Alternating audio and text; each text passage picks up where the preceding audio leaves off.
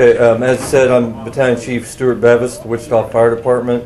Here to talk to you about a couple incidents. First of all, this morning at about 4 o'clock, crews responded to the report of a house fire in the 1300 block of South Water with possible people trapped. When they got on scene, they found heavy fire showing from windows on the second story of the home.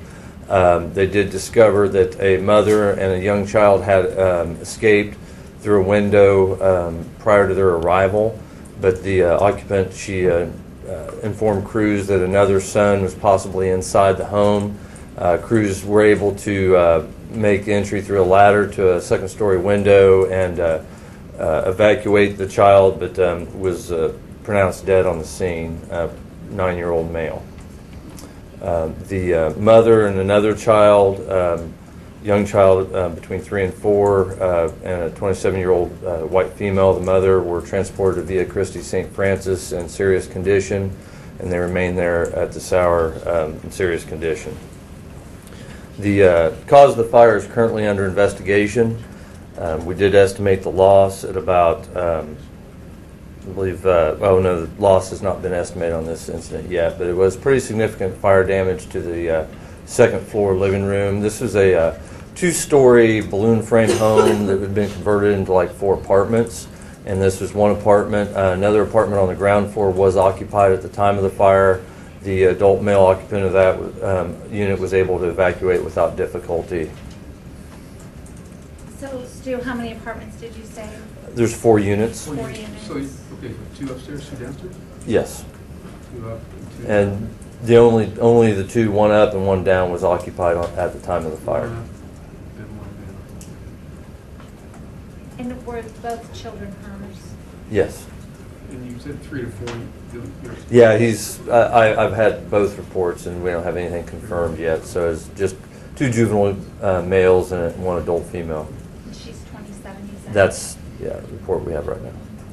Is she the only? Did she just live there with the 2 boys? That's our understanding, but this is all very early. It started at 4 a.m. Our crews just now cleared the scene while I was sitting in here, and we're still gathering information. We've not been yet able to interview her, to talk with her, so a lot of our investigation hinges on what she's able to tell us. Captain Bevis, I know we don't know the cause of this fire yet, but can you explain, this is the start of the cold season.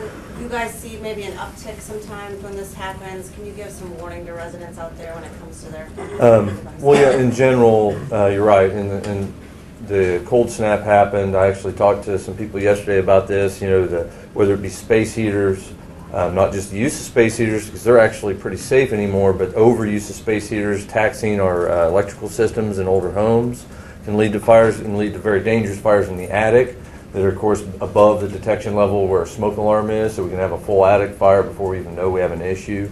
Or people using fireplaces that haven't been serviced or cleaned, or even furnaces. So all of these items do start an upkick in our alarm load. Like I said, in this instance, it's too early to know what exactly factors were, but cold weather, it does seem. We did have several fires already this morning dispatched. We had an apartment fire as well that I don't really have any information on yet. But yeah, I believe. How many you've had so far? No, I don't have any numbers. I just know that we've been extremely busy in the last few days, and that generally happens, especially with a cold snap. The 3-year-old, is that a male or a female? A male. Are you releasing the name yet? I'm sorry, what? Are you releasing his name yet? No, we're not releasing any names. There's an autopsy scheduled for the juvenile male, and at this point, it's potential if he's ruled a fire death, that would be our 8th fire death of the year. Do you have any idea where that fire may have originated? I mean, if you're saying it's not just apartment. It was in the second floor apartment, in their apartment, but beyond that, I can't really give any details. Can you say something about the living room? There was a fire venting from the window of the living room on the second story. Okay. That was where the fire was venting from, and the juvenile male that was deceased, he was found in his bedroom. Okay. Was he already passed away? He was, yes, he was. The fire crews did what we call vests, where they actually went in through a window to to search, do a quick search and grab, even though the fire was still raging, one wall away basically, but it's one of the procedures we do.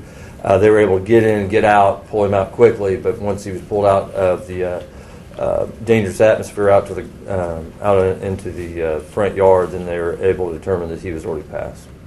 So. Chief, I don't know if you could talk a little bit about, obviously this building had been cut into apartments. Mm-hmm. Does that make it difficult sometimes? It is. Anything when a building is altered, it makes it a little difficult, but our crews are highly trained in that kind of thing. Those buildings are very common in that area and up in Midtown.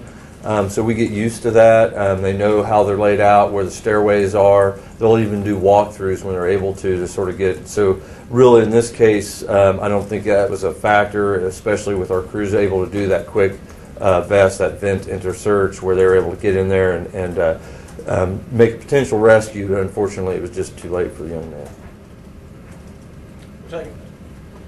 Research I did on that address indicated the house was built in 1900, so we're talking about an old house with potentially old wiring. Yeah, and old wiring, and what I said earlier, balloon frame, and they always remind me don't use technical terms, but it's an old structure to where if we have a fire on the ground floor, it can travel through the wall space all the way up to the attic. But in this instance, the fire was all on that second story in that one apartment that was occupied by the young lady and her 2 children.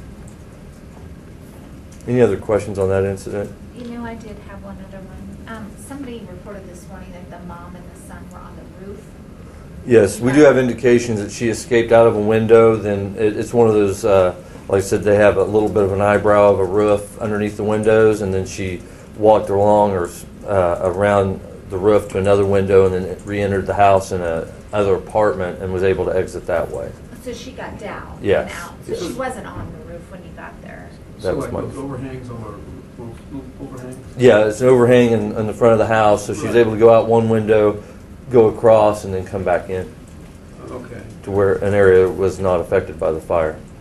We don't know if the fire started in their apartment, do we? Yeah, it was started in her It apartment. definitely It was started in started. her occupied apartment. You know who was in the bedroom, in a bedroom or living room? We're not really going that far yet. Like I said, I haven't even talked to my scene investigators since they concluded what they were doing on the scene. It's still under investigation. Did she try to get the other boy out? Do you know? I don't know. As I said, other than brief conversations on the scene on where the son was, because of her condition, we were unable to talk to her further. Is it smoke inhalation or burn? I believe there may be some of both, and also due to some broken glass, some cuts involved as well. So, like I said, unfortunately, with these kind of injuries, intubation's done a lot to where we can't interview somebody because they're being helped to breathe. So, Which apartment was it? Do you know the apartment number? I don't know if there's actually apartment numbers on these or not, so I don't have that information.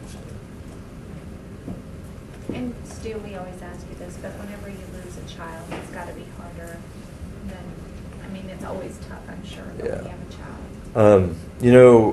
Yeah, it is. Last year, unfortunately, when we had our quad fire death with two very young children lost, and that makes a big impact on fire crews, on the community.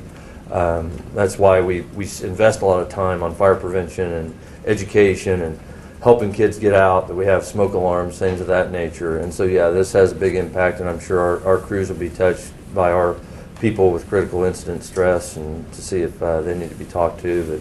But, yeah, it's something that's going to... You guys go around, you still go around schools, right? Oh, yes. Yeah. That's kind of like a regular Yeah. ongoing thing going on. Have you Was found there a a working? Yeah, she's. It was reported that there was a smoke alarm in the apartment. I don't have that confirmed exactly, or if it was operating at the time. That's still one of the details that they were collecting. And it was reported about 4 a.m., you say? Yes. Yes. Do you know who called it in? I believe it was a neighbor across the street. I do know that they were one of the people that was talking and also helping the mother. They were actually trying to make entry and met her as she was coming down the stairs because it was one central stairway.